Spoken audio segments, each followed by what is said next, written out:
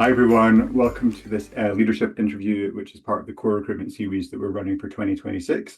If you're not aware, core recruitment is a global recruitment specialist, and we focus on mid to senior level recruitment across all different functions for exec and non-exec as well. We're very lucky to have an amazing lineup of speakers, articles on corerecruitment.com if you want to check out any more of these. The interview series is geared towards getting some positivity into the sector, and these are meant to be 20 minutes bursts of energy that you can kind of watch in the morning or on your lunch break or something like that to kind of get yourself inspired. Now, I can see his eyebrow has gone up already when I said about inspired, but we're really lucky to be joined today by Yishay, who's the European Managing Director for Soho House Group, and I've had the privilege of knowing for a good long while. Yishay, how are you? European and UK. European and UK. Don't forget the UK. We're in the UK, mate. Well, when So you say European and Europe, I UK just MD. assume it's all one Europe. You know what I mean? I forget that we're Yeah, not well, anymore. yeah, So we put a spanner in that one a few years back, didn't we? So yes, you're UK and Europe. we're, this is going to be a fun one. I can tell already. It I can is. tell It already. is. Now, your background was originally the Israeli Navy, and then you got into hospitality. So, can you just tell us like how you got into hospitality and what lessons you learned from being in the Israeli military, which I can't imagine was an easy thing to do, that you still use today? Well, I mean, regardless of, I guess, the sort of the country of origin, armed forces, generally speaking. So I'm saying that because I've got a lot of colleagues around the world that, some of them weirdly have quite a similar background to mine. So armed forces, a lot of people sort of say, how the hell did you make the transition? But actually, in many ways, our industry, the two industries actually align in quite a lot of places. It's a lot about the being part of something bigger, about the teamwork, about the instant gratification element of it, about the structure, and about the accountability. So actually, even though on paper it looks a bit weird, there's a lot of things that I've sort of a lot of skills and a lot of things that I've gotten in my sort of 7 8 years in the Navy as an officer that were very transferable, almost instantly transferable to the industry, and I've worked with and alongside and have worked for me people that have been in the armed forces, whether UK, European countries, or the US. That you do there's a lot we can learn as an industry, I think, from a lot of skill sets from the armed forces in general that we can transfer over. So actually, the transition was relatively easy for me. It was a bit left to center. It was never planned. I basically knocked on a door of a place that I knew and said, "Do you need somebody to cook for you for free?" And they said, "Yes, please." And here I am, sort of 25 years later. So, yeah, it was a left of center, but actually very familiar in many ways for me.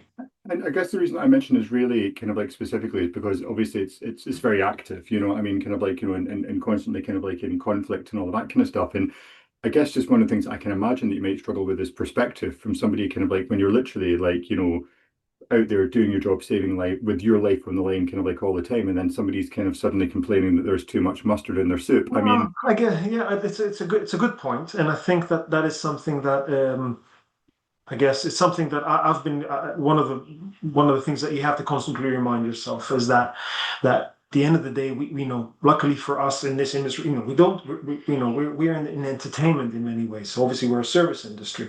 We're not saving lives. We're not building rockets. And I think that the sense of perspective is very, very important because we sometimes lose ourselves in it, for all the right reasons, because we care about what we do. It's all very customer, member focused, client focused, anything that we do.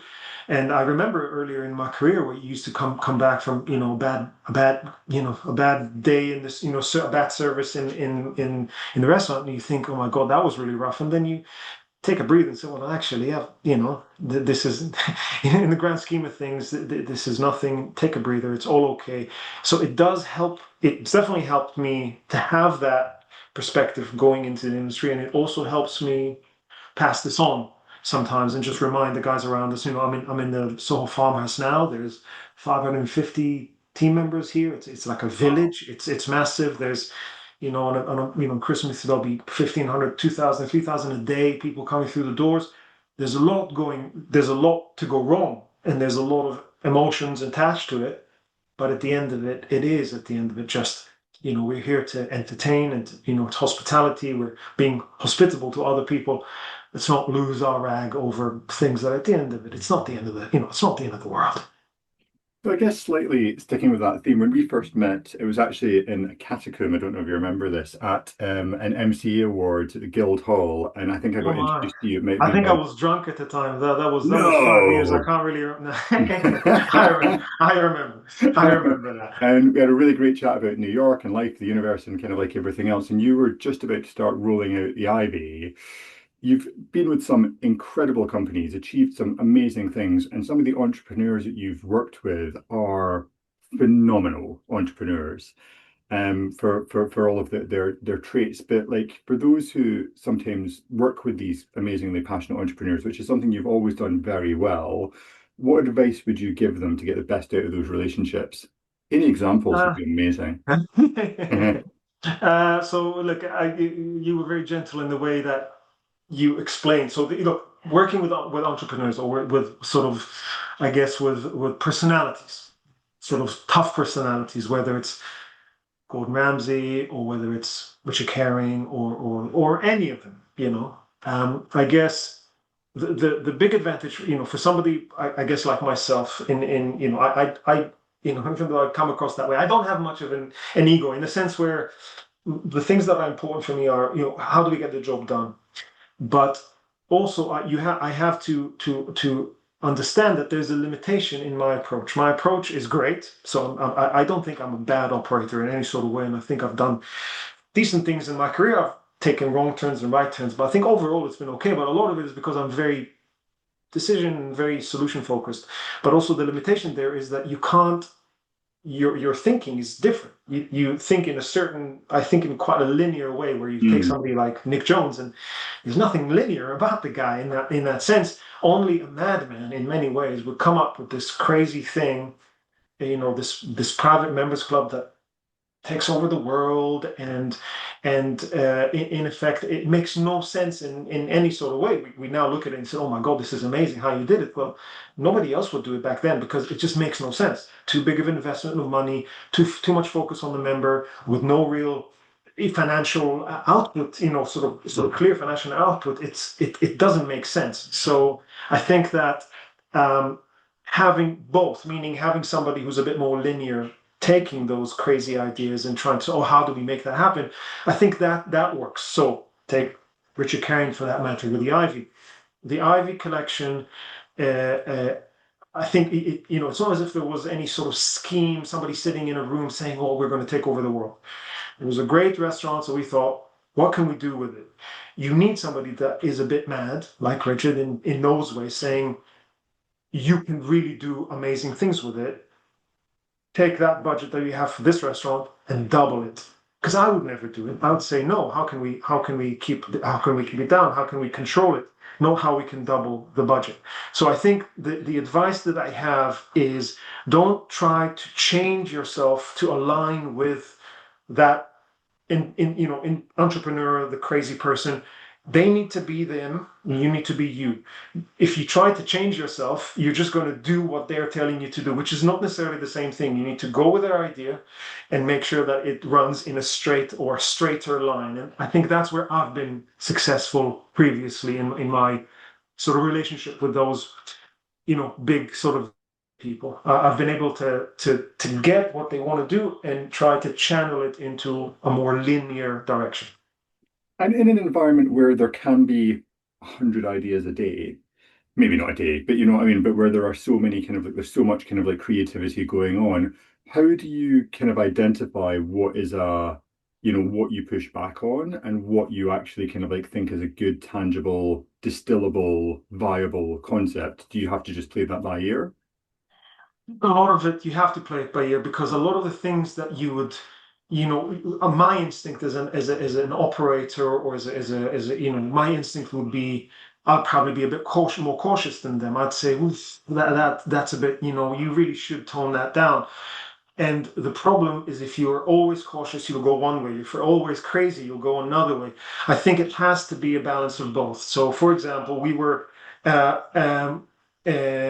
with Ibiza. We opened Soho Farmhouse Ibiza this year, and I operated businesses in Ibiza, so I know it relatively well.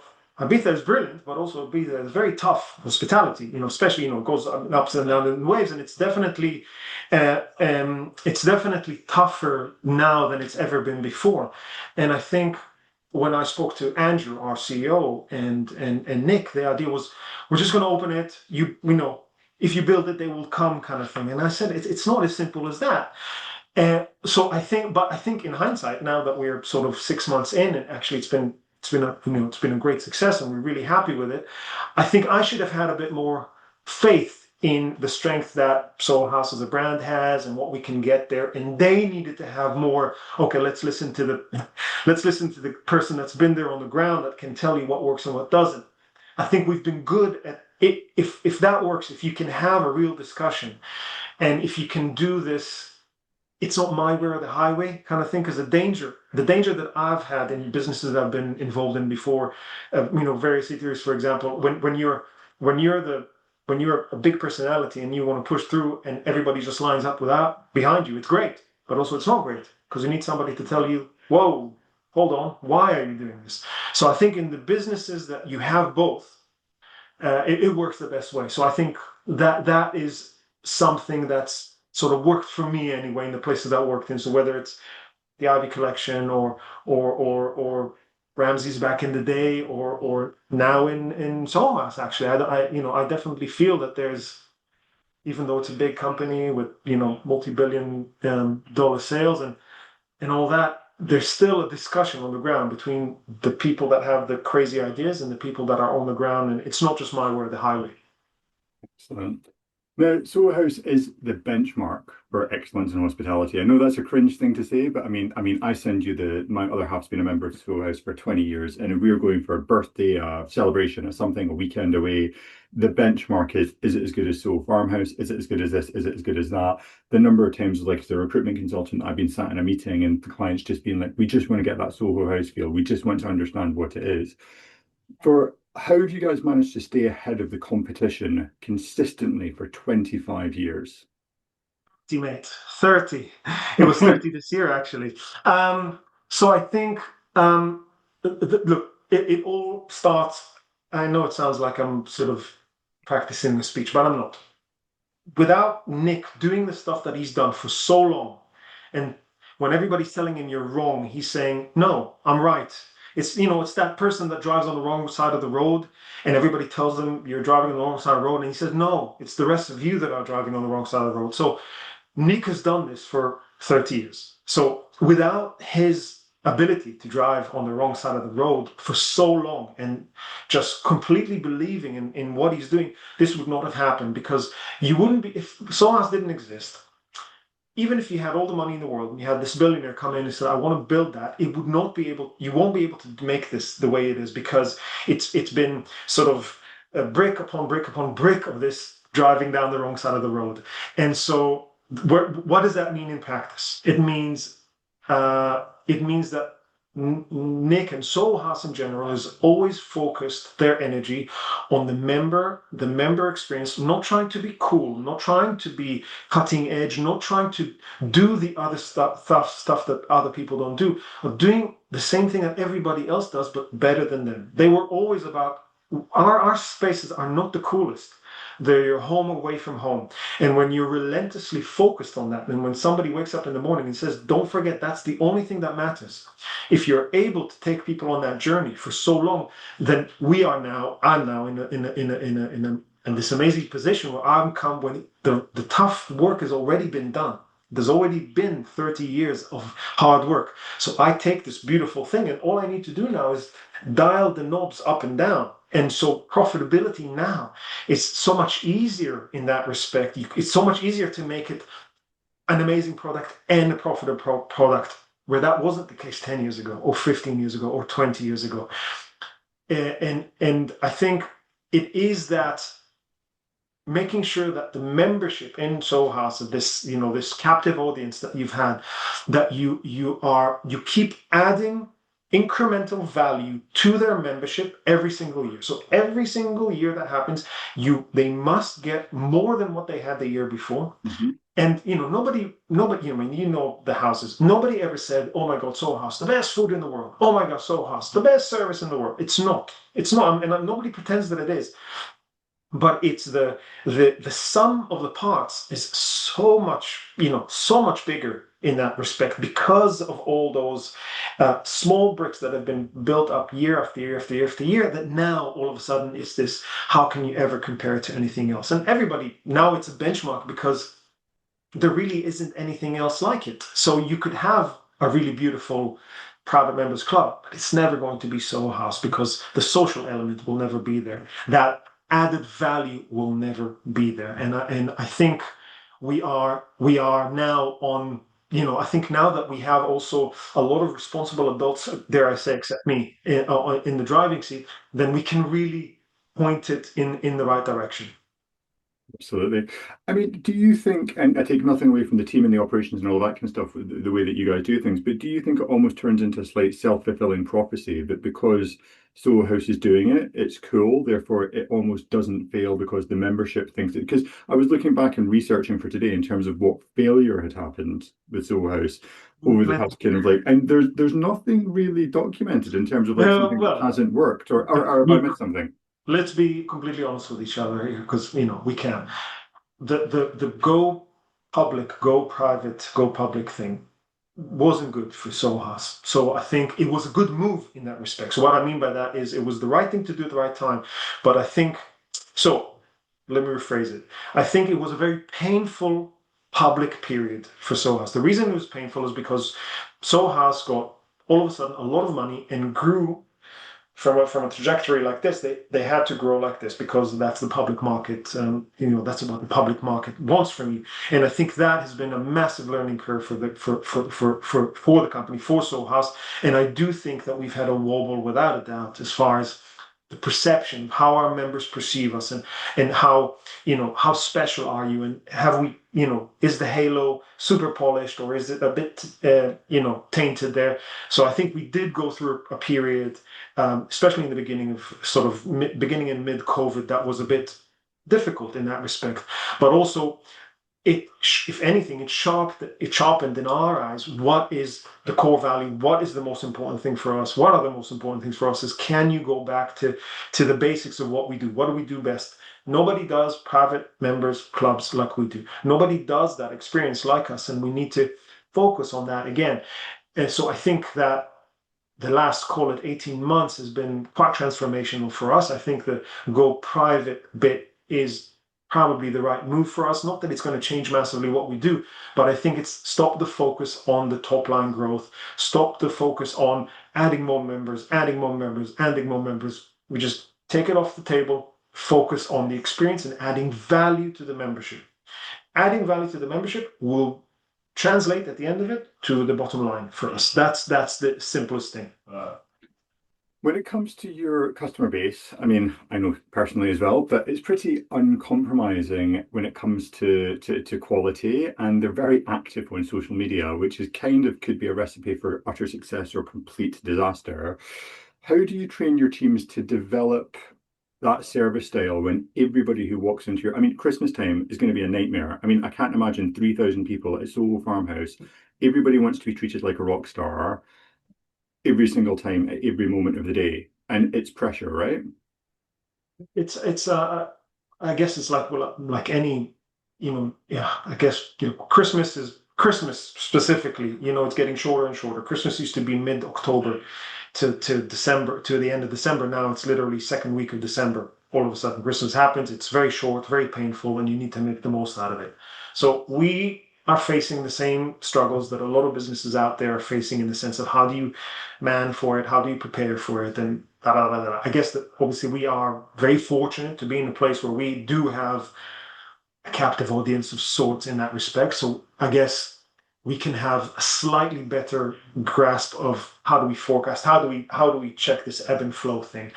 But I think the biggest thing is that we if you are a member and we need to maintain this sense of magic. when you come into the sites, because otherwise you're just another hotel or another restaurant or another gym. And there's plenty hotels, restaurants, or gyms that are better than us in the sense where, it's not as if we pretend to be the best, but there is a sense that when you go there, there's like a magic dust that's been thrown on you. And as long as that magic is maintained, then you feel good about yourself, you're happy with it. So what I mean by a lot of the work that we do is about maintaining that magic.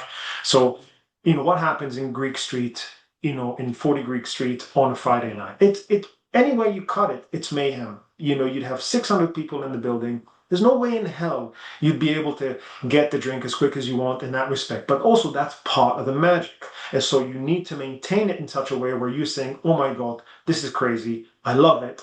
Even though your drink might take, another minute more than what you want to get it. I think as long as you maintain that, as long as that drink doesn't become, instead of a minute, becomes 10 minutes, then I think you win. And also our relentless focus on the member. So we have departments, whole departments that are only focused on how the members feel and how they talk to us and how we talk to them.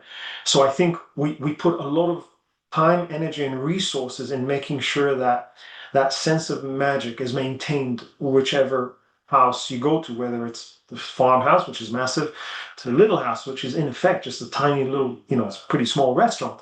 You want to feel different, but you want the same magic. So a lot of time, energy, resources focused on that, where a restaurant would never do that, a gym would never do that, a hotel would never do that. They would focus on the waiter, the bartender, the gym instructor, not the peripheral stuff. We do a lot on the peripheral. Absolutely. You look after a vast business across the UK and Europe. Well Thank you done. very much. Learning every day. So people are talking about this kind of like, the UK, like all of these kind of like, this is a positive interview, so I don't want to go into the whole dredge of the whole thing, but are you seeing a difference in trends between the European business and the UK business in terms of kind of like, consumer spending and that side of things? We again, it's we're spread out quite broadly. The U.S. market, the U.K., the Asia Pacific, and so we see the trends relatively quickly and relatively clearly in that respect. So what I'd say is the UK is not alone in what it feels at the moment economically or consumer confidence wise compared to whether it be Europe or the US in that respect. So it's not as if things are horrifically worse or it's like amazingly better in that respect. We are going through tough period worldwide in that respect for the past 4 years. But what I would say is that I can definitely see we can see the light. I know it sounds a bit weird. We've seen the light, and we've seen it over, call it the last quarter or so, probably more so than before in that respect. I think that there's a lot of, I think uncertainty is unfortunately it's one of the things that contributes this sense of why people not spending or why. I think a lot of it is uncertainty, but we have seen a slight veering away from that uncertainty into okay, I think things are maybe not as worse as everybody's been saying they are, because this doom and gloom thing, it's this self-feeding thing. So I think once people stop and think, well, actually, I know that my mortgage rate is not what it was like 5 years ago, but also it's not, it's not like the 7% everybody said it was going to be. So I think there's a sense of people saying, okay, this is the new reality. Life needs to get good on. I still need to go out and have fun. I still need to drink. I still need to celebrate Christmas.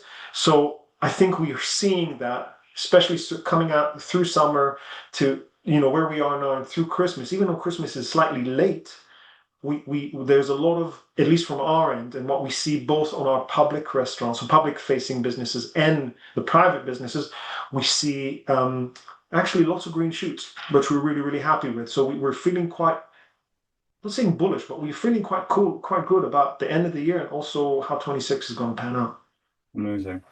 And then in terms of the next 2 years for Soho House, more openings, more expansion, any new houses coming up you can tell us about? Funnily enough, Andrew, our CEO, sent his sort of annual sort of end of year email this morning to the members. I can't tell you everything because obviously it's not for the members, but what I'd say is that as far as as far as growth, the growth is continuous. I think what we're doing is we're just going a little less hell for leather as we did as when we went public. It was like every 3 days we opened something. So I think it's a little more measured. We are going to probably we are focusing on bigger experiential houses, generally speaking, which means that we will go to new territories, both in especially in the EU and US, Asia Pacific. There's a few more things coming in the UK. We're pretty happy with where we are in the UK. We've got a really cool. I feel anyway, we've got a really cool product and we've got a good mix of things. So we've got a few things coming, but I think a lot of the places we don't have we haven't tapped into everything yet. We still have quite a lot of places to go to. That's US and the EU and Asia Pacific. We got in Tokyo coming up in April. We got quite a few. Cabo coming later on in the year. But I think we won't do 10 houses a year. It'll be probably. It'll be probably half that this year and stay at that pace moving forward. Maybe sort of a 3, 4, 5 houses a year. But again, big experiential. Again, add to the member experience. What can I give to the Every House member as another cool place that they can go to, something different, different culture, different city, a beach house, something health related, something more, health club focused, something that's just nightlife. So we're definitely have clear plan on where we're going, and we're definitely growing without a doubt. And between the kind of like the Soho farmhouse, the Babingdons, the kind of like, the country estate kind of like style properties versus kind of like the central London swimming pool on the roof, kind of like, amazingness, which all of that is as well. Is there kind of like a bit of a trend going forward? Is it going to be more the central city properties? It's more to do with we definitely know that we operate in hubs. We're the most efficient when we're in a hub. So take London, for example, obviously the biggest hub in the world for us in that respect. You could do 10 houses within a day if you wanted to, if you ran around, do a pub crawl kind of thing. So Such a good idea. yeah, it sounds very dangerous. Picante crawl. So when you're in a hub like that, then you have a lot more flexibility on the sizes that you can open. You can open a muse house, which is more smaller. You can open. You can have a Shoreditch house. You can have. Plus the ones outside, an hour outside, you can have Babington, or an hour and a half. You have Babington, you've got Farmhouse, so you can do them. You can pick and choose them. So we are definitely going more flexible in our hubs. Call it London, New York, Miami, LA, because you can do more of them. Now all of a sudden, Barcelona has become a bit of a hub for us. They've got 3 houses now, and you've got Ibiza, just a short flight away. So in those houses, we can do different things. When we go to a new territory, a new city, we definitely want to have an impact. We want to do something that's a bit big and bold, and again, experiential. We call it a full stack house. So we want rooms, we want a swimming pool, we want a cinema, we want a gym, we want a club, we want a restaurant. We want to give the member in a new city, we want to give them lots and lots of reasons to come. So take Manchester, for example, which we just opened. So Manchester is a good example of a house that's a full stack house. We're sort of drip feeding the opening staging of it, but it's got a beautiful club. It'll have a restaurant. It's got a pool. It'll have a gym and rooms. So there's lots of reasons for Manchester members to come there. So that's our strategy, generally speaking. Excellent. Now, one of the things I wanted to ask about, and this relates back to that first time that I met you, but we had a big chat about family and kids and all that kind of stuff and life, the universe and everything else. Like, I mean, you're a very active father. And like, that's something which is kind of like absolutely amazing. And when the smile has already appeared on your face when you're even thinking about your children, Yeah, which we is a talked beautiful about thing. But how, like the big job, all the travel, all the hours, all of that side of things, how do you balance it? How do you kind of like keep it all together? How do you make sure you're getting I think, look, I'll do the horrible thing when I say that it's asking again, no offense to me or anybody else, a middle-aged white man about that is I guess first of all I have it easier than lots and lots and lots of other people in that respect. So I'm in a wonderful, fortunate position because first of all I'm in an industry that I love. I do something that I genuinely am passionate about. So that's the first and foremost. So I say, look, I've worked my way like a lot of people in this industry from the even though I was in the Navy before I started, I washed dishes like everybody else. I was a bartender, I was a waiter, I was a runner, I was a manager, I was a sommelier. I did a bit of everything. It's not as if I started as the MD of anything in that respect.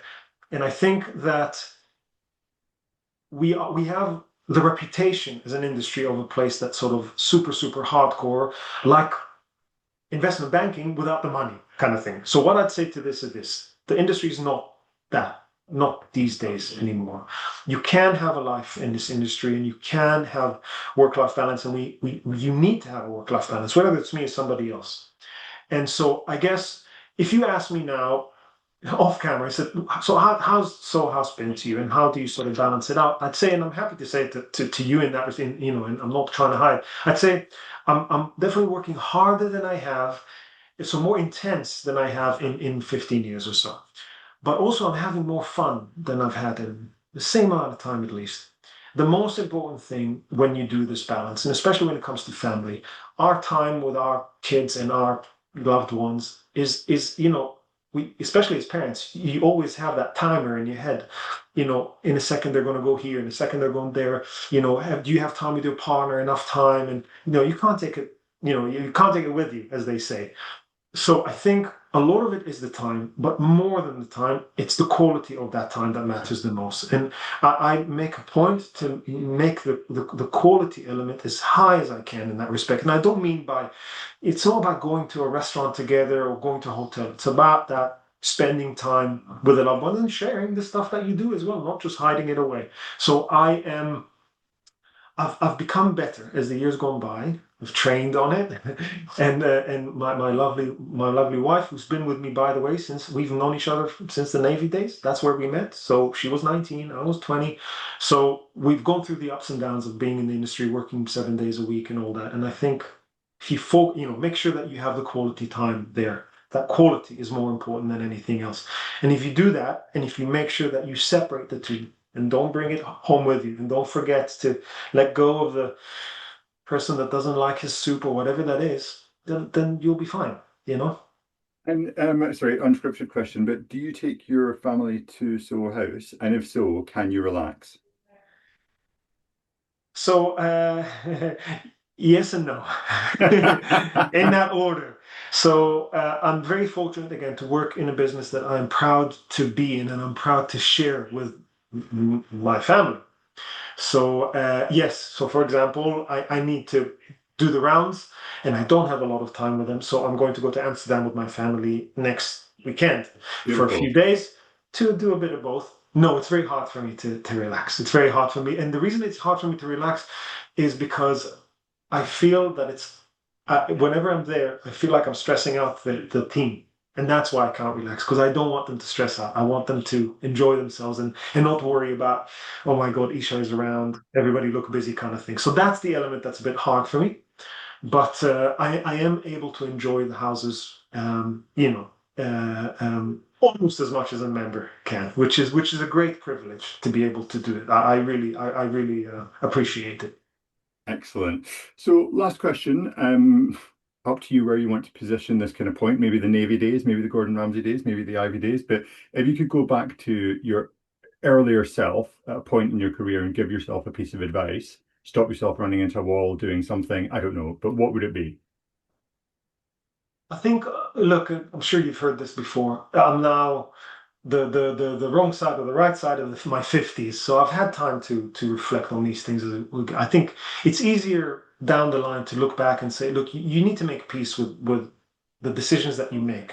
And I think when I was younger, I was definitely a lot more concerned and worried about, oh my God, you know, the turn. Am I going to take the left or the right fork in the road? And what's that going to do to my career?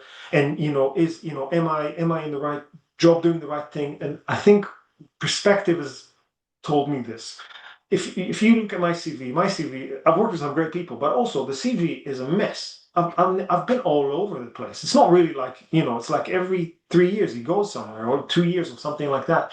So I guess worry less about that. It's a lot of it is about, you know, a lot of it is about making wrong turns. A lot of our experience, and my experience for sure, I've learned far more out of making the wrong decisions than I have about the right decisions. So I think trying to detach yourself a little from that fear of, oh my God, what am I going to do? And just doing it, because at the end of it, let's go back to our initial question. We're not saving lives. We're not building rockets. We're lucky to be in a place where, the decision is just about the experience that a person next to us has. So don't be afraid to make the call. It's being, I think I was afraid at points of making the decision. So just making the decision, just make it. So sometimes you might make the wrong one, but making it is probably the biggest part of it. Making the decision and not being afraid to make wrong one and learning from it. I think that is probably, going back to sort of a late 20s sort of scared GM saying, this is what, don't be afraid to make the call and make a mistake. Absolutely. I think that's very good advice, Yishay. I really want to thank you for your time today. I found that massively insightful and I really enjoyed speaking to you. And I hope you get through 3,000 people a day every day at Farmhouse Not me, it's with those as little boys and girls interruption as there. possible.